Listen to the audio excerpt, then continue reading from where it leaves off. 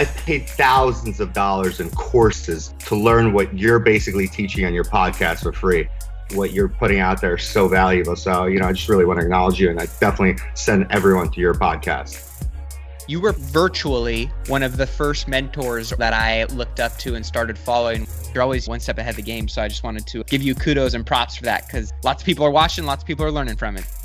Tucker and the whole TTM crew, Dan and Chris, thanks so much for your support. I love what you guys do, and a huge fan. Having this support's huge. So I'm grateful for that.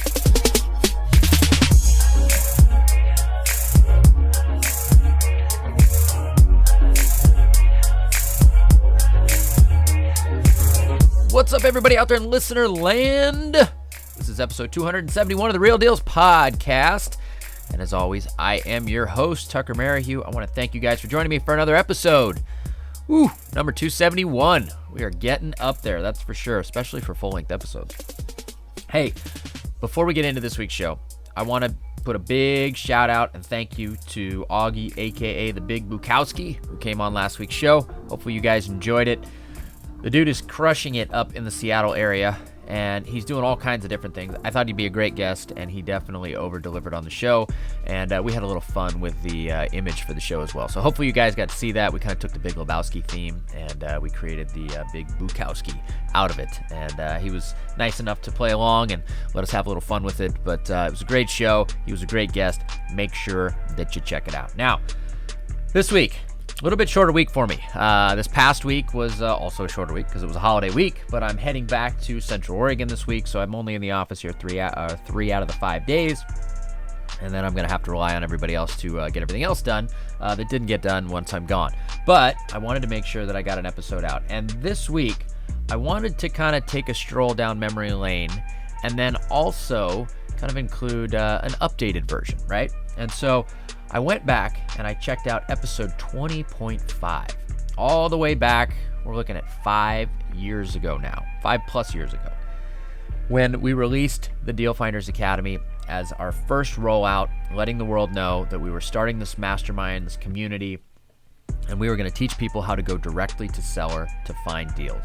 Now, the landscape has changed a ton since then. There's no question. The business has changed. People have changed. There's a lot of people that are in the limelight now or that are fairly recognizable that were probably broke under a rock back then, or at least not in this space. And that's okay. But that's how different it is. That's how long it's been. Things have changed. So I figured, you know what? Let's do an episode where we kind of go back and we look at why it is that we put together the Deal Finders Academy and where it's come over the last 5 years, because it's been an awesome journey, a great way for me to connect with so many of you guys out there in listener land, and we've been able to help so many people get over the hump, bust through the proverbial wall in this business, and provide an amazing community that everybody can be a part of, and ultimately help people grow their business and get better at building out their marketing machine and going direct to sellers. So that's what we're going to talk about on this week's show. I hope you guys enjoy it. We're going to overlay some old school footage, we'll call it, or recordings from 5 years ago.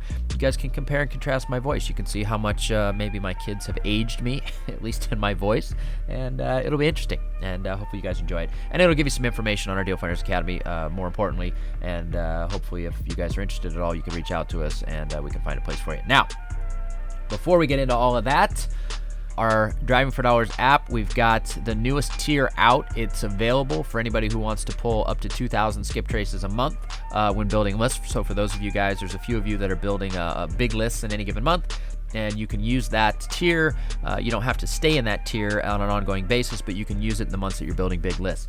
We are on the verge of releasing a new tier, which is really cool. We figured this out yesterday that you can potentially use this tier and a skip trace tier at the same time.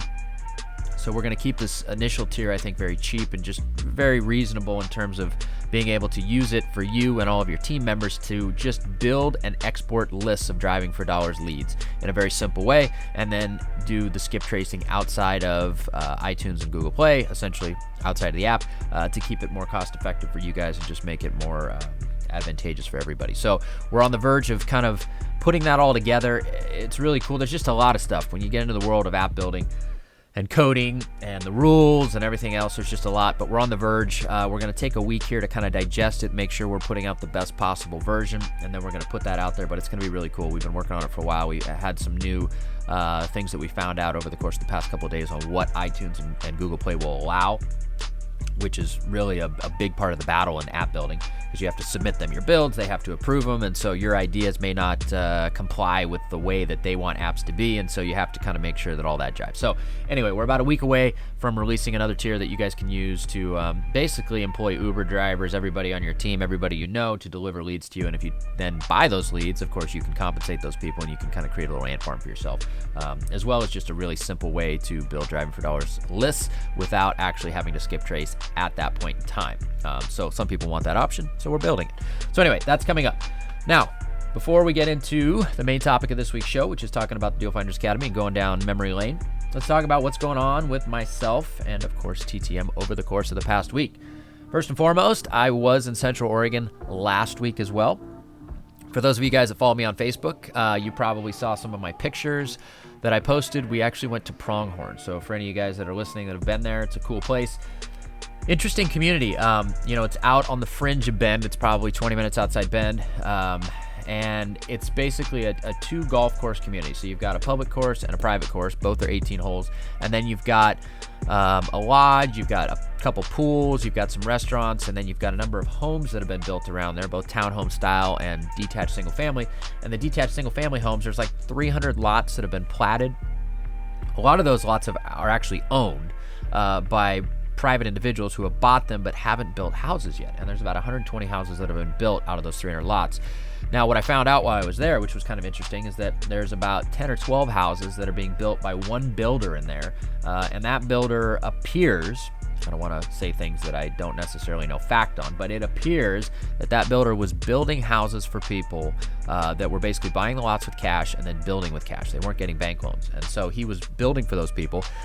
And he's been running a little bit of a Ponzi scheme, is what it appears. And so he's been basically taking money that is supposed to be allocated towards certain people's houses and build costs and labor costs, and he's been using that money for who knows what. But now it's caught up with him, and so the game that I think he was playing is he was taking in new money to finish old builds. And so when there wasn't enough new builds coming in to then get money to pay for the old stuff to finish it out, then you run into a problem, right? And then you get exposed.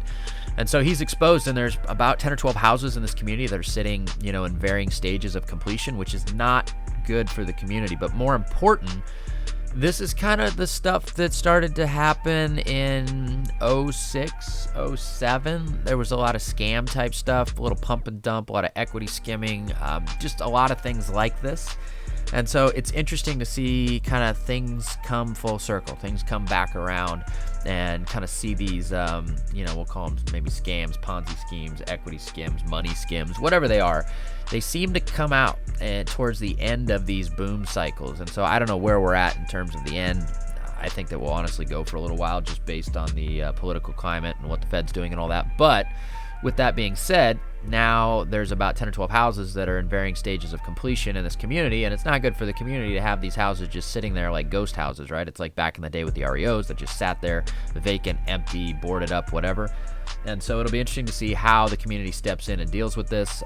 It was a builder that the community itself, Pronghorn, endorsed. So I'm surprised that this all went down. But either way, it'll be interesting to see how it all shakes out. That was the real estate stuff that I discovered while I was there. On a fun side, I got to play golf a few times. One of the times, actually, it was the first time out this season because I haven't been to the golf course as much as I normally like. Having 2 kids under 4 has a lot to do with that. But I played the first round on the private course, which is fortunately a little bit easier than the public course. But the first round that I played with, one of the people that was on the group that I played with was the CEO of Cleveland Golf Clubs. And so he was obviously a much better golfer than myself. I was a little bit of a hack on the first 9, but I pulled it together on the back 9, and that was kind of my rough start to the golf year, we'll call it. But then I went out and played again in a little more relaxed setting with nobody, standing there in the peanut gallery, some high and mighties within the golf industry. And I actually got a ride. They have these motorcycles that you can rent. You can tear around the golf course on these motorcycles, and they actually go pretty good. And so I got to tear around on one of those and play around with that. And that was the funnest golf I think I've ever played, to be honest with you. So you get to rip around on a motorcycle, and you get to play golf. Funny story, though, I actually yard sailed it one time. I crashed it. I was, cruising along, and I was looking back because the guy that I was playing with, his cart or his motorcycle actually died. And so I was going to, flip a Yui and go see if I could help him. And when I flipped a Yui, I realized that I was about to drive right over the middle of the green, which on a super nice course like this is just bad faux pas. So I decided, oh shoot. So I slammed on the brakes. I tried to turn it, didn't work. It was a downhill, and I crashed the bike pretty good. There was a cooler on the back that was full of beer and water and ice, and I literally blew it up. There was ice all over the place. The beer was flying, the water was flying, and Nate, the guy that was with me, took a picture of it all. And I fortunately didn't divot the green, but I got real close, and I crashed the bike pretty good. So I yard sailed everything. I managed to put it back together. I didn't bend the handlebars, and nobody's the wiser. And I got back on, and I rode the rest of the round without any incident. But it was pretty funny. But that aside, it was still a hell of a lot of fun, and I would do it again for sure. So that's what I did last week. This week, we're busy. We got a lot going on. We're kicking off a new round of all of our deal generator students we open the doors for, and we're doing initial calls and kind of getting things going with them. But on top of that, on the sticks and bricks side, we've got a lot of deals going on. We're going to look at one as soon as I'm done recording this that we're completing our due diligence on, and then I've got another one this afternoon that we're doing sewer scope and a couple other things to complete our due diligence on. So a lot of deals going on. One of them is in Westland. It's a cool, like 2,400 square foot tri-level, great street. It was an estate deal that actually a realtor brought us, which is awesome. But I'm trying to figure out what we're going to do with it. Not really sure yet. It's very livable as it is. It's just dated. And so it's one of those where it's like, well, you could rehab it and you could update everything and you could come out at a higher price, or you could do very little and you could put it out at, let's say, 90 cents on the dollar or 88 cents on the dollar, and it probably sells. So I'm not really sure what we're going to do with it yet. I'm probably going to go there and take some pictures this afternoon. So if you're in the DFA, I'll probably post some pictures and kind of get some ideas from you guys as far as what to do with it. But that one's I'm kind of torn, to be honest with you. I don't know which way to go. The comps are fairly strong on the high end if we were to redo it. But there's also nothing for sale in the mid-range. And so I'm thinking that might be the best way to go. So we'll see. Beyond that, we've actually got some great progress going on at our multi-million-dollar build, our Dunthorpe project. We are going to list that, I believe, probably in about 2 weeks. So we'll be a little early to market before completion, but we don't want to stall out the whole summer and not put it on the market. It's going to turn out amazing. This is going to be a really, really cool house. We're going to have it photographed by all kinds of different people. We're going to have it in a bunch of different magazines, and we're going to have a big party there. We're trying to coordinate our DFA event for the completion of this house so that those that want to come out can actually see this thing that is going to be the most amazing build that we have completed to this point in my entire career. And it'll also be the most expensive home that we've ever sold, without question. And we're hoping that it breaks the $3 million threshold, which I think it will, by a fair bit. And there's only a few homes a year that sell for over $3 million in the entire Oregon area, or Portland area, and Oregon as a whole. And so we want to join that club. We want to be one of those builders that is able to do it. And I think this house is going to do it, and the design in it is going to be amazing. So we're going to shoot all kinds of pictures. We're going to shoot a bunch of completion videos. We're going to put out a bunch of content on it, and I think you guys are going to enjoy it. But more importantly, we'll have another episode of $1 Million Builds out probably in about 2 weeks once we get doors and trim and some other things up that make it look like we've had quite a bit of progress going on. So that's pretty much what's going on with me and TTM over the course of the past week. So without further ado, let's get into the rest of the show, and let's talk about our Deal Finders Academy. All right, Real Deals podcast listeners, I want to talk quickly about our show's sponsor, Iron Bridge Lending. If you guys have not reached out to Iron Bridge already to talk to them about funding some of your upcoming flip projects, I highly encourage you to do so. I've known the owner of Iron Bridge for a very long time. I personally borrowed millions of dollars from them over the years to do a number of different projects, and I can say without a doubt, they are the best hard money lending company I have ever come across, and that is the reason why they are the sole sponsor of this show. I've had a lot of other companies reach out to me and want to sponsor this show, but I just won't do it. I feel like I need to be genuine in who we have sponsoring the show, and it needs to be somebody that I've personally done a ton of business with. So I personally vouch for their ability to be the best, hands down, in the world of hard money lending. You won't find better programs, you won't find better terms, and they're lending or will be lending in over 20 states. So chances are, if you're hearing this in whatever state you're in, it's definitely worth it to check out their website, reach out to them, see if they're lending in your state, and if they are, I would absolutely encourage you to do business with them. with them. Another very cool thing to note is that they have a program for most rehabs where you can actually borrow up to 90% of the purchase price. Now, this is given the fact that you are actually buying a deal, which if you're listening to the show, that means you probably are. But if you have an actual deal on the table, they'll fund up to 90% of your purchase price, and they'll even give you rehab funds on top of that, which means that it only takes 10% down to get into a project, which is unbelievable in the hard money world. So do yourself a favor, reach out to Iron Bridge Lending, have a conversation with them, see if they're a good fit for you and for your next project. I can guarantee you that you'll be happy that you did. All right, guys, main topic time. Now, before I have you guys hear me talk about it today, I want to rewind. I want to go back 5 years, and I want you guys to listen to me talk about what my vision is for our Deal Finders Academy Mastermind group. So let's take a listen, and then I'll jump back with you. I'm doing this episode, it's kind of an abbreviated one, very specifically about the Deal Finders Academy that I mentioned in the previous episode. And the reason why I wanted to do this little mini episode on it is to be able to give you guys a full rundown of what exactly my vision is for the Deal Finders Academy and why it is that we're doing it and what those of you that want to participate in it could expect. So first off, let's talk about why are we doing this and what is it that I'm trying to create here. We've had a lot of people that have reached out to us over the course of putting this podcast out to all you guys out there in listener land, and we've had a lot of great feedback from you guys, but we've also had a lot of people that it looks like they're hitting a wall. They've got some issues in their business that they need to get through and get over as they continue to grow their business. And so basically, a lot of the people that we talk to are having issues with their marketing or finding deals because we're kind of in a market right now where if you're not going direct to homeowner to find your deals, you're probably having a hard time. And so that's one of those things where it's super important to be able to get through that problem and learn how to master the art of finding deals and going direct to homeowner. And so I took a look around at what's available out there in the world of real estate investing education, and there really isn't anything that's specific, that's of quality anyway, about how to become an expert marketer. Now, there's a lot of stuff out there on how to use direct mail and how to become an expert direct marketer, but it's not custom tailored to our business, which is buying houses. And so it can be a little daunting to try and go out there and filter through all that stuff and figure out how certain stuff applies, test it, tweak it,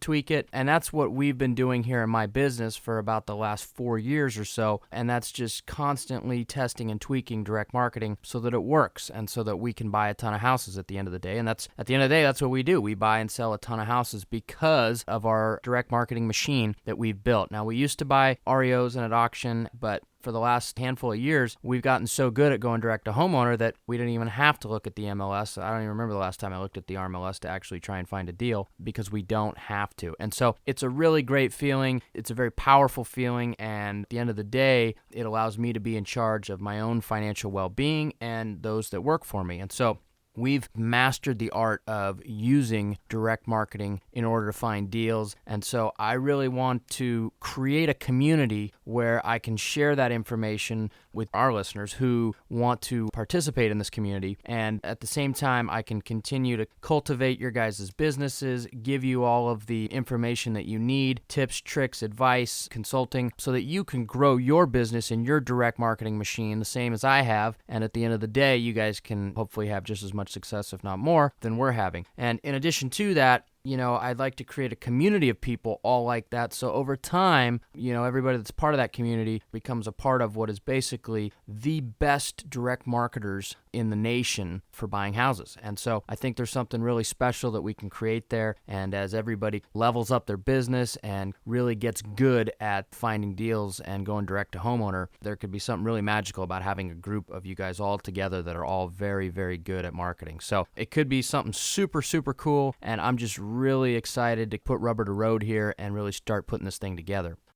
All right, kind of a trip, huh? Listening to yourself 5 years ago. I sound a little bit younger. I probably had less gray hair. I didn't have kids. I had a hell of a lot more time, but you change, you adapt. Life's all about chapters. You learn how to maximize the time you had. That's the one thing I'll tell all of you guys that don't have kids. When you are in that chapter where you're pre-kids, you're an adult, but you're pre-kids, let's call it. You've got all the time in the world to come up with great ideas, to implement those ideas, to work, to have fun, to do all kinds of things. So make sure you take full advantage of that, because once you get into that kid chapter, that whole time thing, it gets squeezed a lot. Now, I don't want to talk about that chapter too much, and I don't want to persuade some of you guys that may be on the fence about kids too much. But what I do want to talk about is the DFA today. I want to talk about where it was and where it's come today. And we are 5 years since I recorded that, it blows my mind. But over that amount of time, that vision, that thing that I had, that thing that I wanted to create, that community, the Deal Finders Academy, it came to fruition.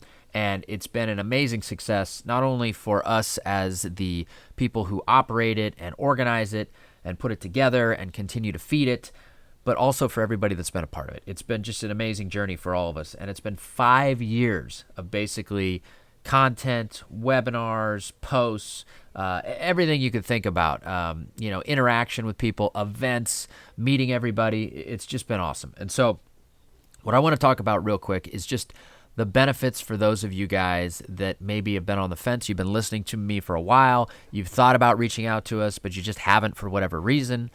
I am going to strongly encourage you to reach out to us about the Deal Finders Academy. I know I've been talking about some of our one-on-one programs as of late, but this is a much more affordable version. It's a group mastermind setting, which is very different. But more importantly, it's just an awesome community with some great people. So what is the DFA? What has it turned into? Well, it starts out, we've got a website that has 5 years worth of content, webinars, direct mail pieces, private money secrets, negotiating with sellers, information, tactics, strategies, resources, marketing pieces, if I didn't say it, our super secret ones, everything that you could possibly need in order to get your direct-to-seller machine up and cranking. But on top of that, we have a private Facebook group that's been going strong for 5 years. We have even more content there. That seems to be the place that most people communicate with each other. And it's literally on-demand Q&A, right? You have a question, you have a problem, you need some input. Within minutes, you get people to chime in and talk about, what you could do, what their suggestions might be, which is a tremendous value in itself. I use it all the time for my own questions.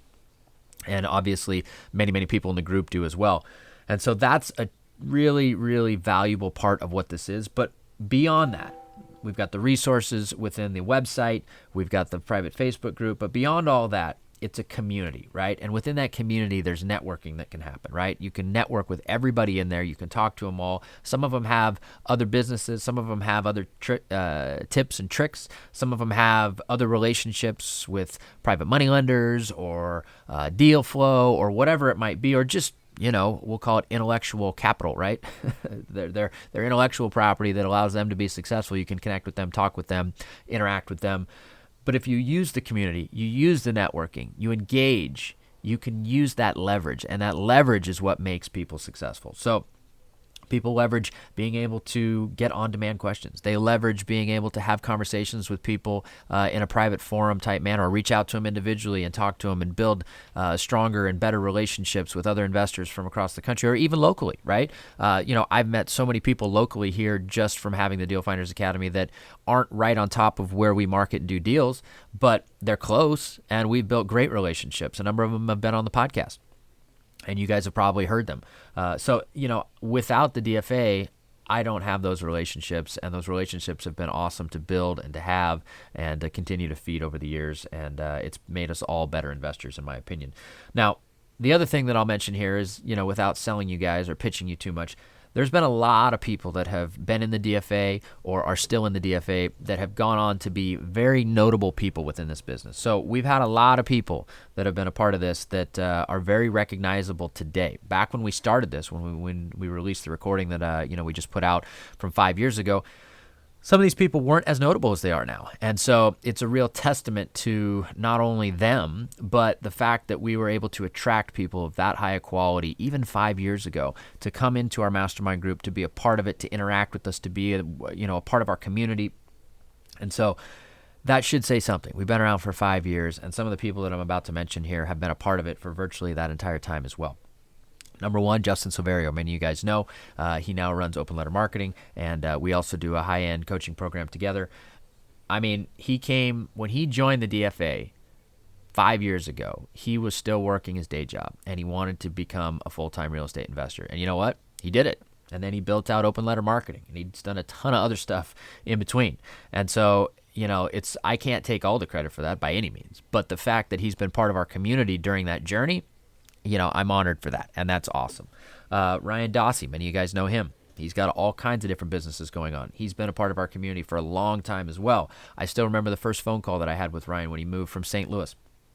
And I still remember the challenges and the struggles that he was trying to cut bait there and move and then start his business somewhere else and then obviously add on to that business and do different things. And now he's a tremendous success. And that's been awesome to see as well. Again, I can't take much of the credit for that, but I've been able to share the journey, which is great. And so have everybody else that's been part of the community that's been connected with them. Anson Young, many of you guys knew him before. You know him now. He's a published author for BP, right? Tremendous guy, awesome investor, great networker, just all-around great person. And he's been a part of our community since day one, which is great. Artem Tepler, right? For those of you guys that have heard that episode, he's one of the probably biggest multifamily developers now in the Hollywood area based on everything that he's doing, or at least I'm going to give him that title. He's building tons of units in a very expensive market, doing some amazing things, pushing millions and millions of dollars around.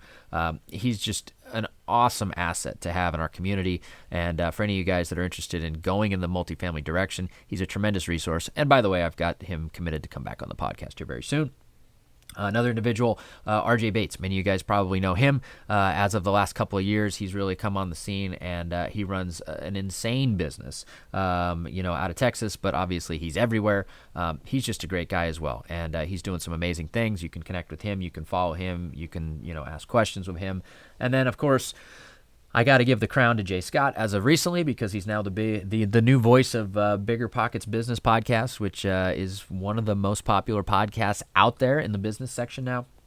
He's part of our community as well, and just an all-around great guy and just a tremendous resource. But there's tons of others, right?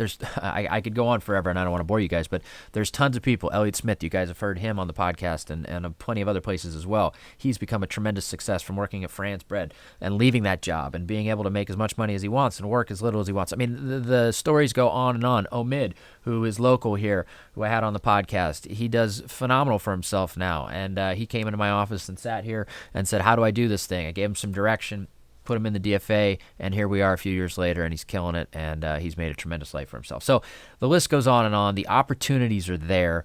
All you have to do is take advantage of them, take advantage of the people in there, leverage the people, leverage the community, and if you do that, success is imminent. I mean, that's really what it comes down to. So if you're interested in becoming a part of the DFA, we would love to have you as part of that mastermind group. One thing that I have to mention is that we don't stack people on top of each other. So that's been the big governor on adding people to the DFA. But we'd love to hear from you, and we'd love to try and make it work. So if you're interested at all in joining, we would love to have you and see if we can fit you in your market. And like I said, we do have multiple people in the same market, but they're not working within the exact same areas. And that's how we've been able to make it work. It just so happens that there's a lot of hotbed markets where there's a lot of people, a lot more investors in certain markets than others, as we've discovered over the years, as people have applied and we've said, we can't fit you in. But as investing has grown, as markets have grown and matured, there's a lot more space where people are now investing, and we can add members to the community. So we would love to hear from you, and definitely reach out to us. We'll have a link in the show notes page that takes you to the new website, and from there, all you got to do is book a call. You can hop on, you can talk to Dan, and hopefully we can make a fit for you. And if that's the case, we can make you a part of this great community. All right, guys, this is going to wrap up this week's episode. But before I leave you, I heard a podcast this week, and I thought this quote was one that was notable and one that I wanted to mention on this week's show. And there's a lot of people that are very hesitant to take the leap, to build a marketing machine, to go direct to seller, to spend money on marketing, to talk to sellers, to do all these things, right? To take risks, basically, right? And this business is full of risks. Now, you can hedge those risks, but any business is full of risks, and this business is no exception. And so the quote for this week that I want to leave you with, and this is kind of how I live my life by, which is why it resonated with me so much, is losing is better than not even trying. I like that quote. Hopefully you guys do too. We'd love to hear from you and make you part of our Deal Finders Academy. I will see you guys next week.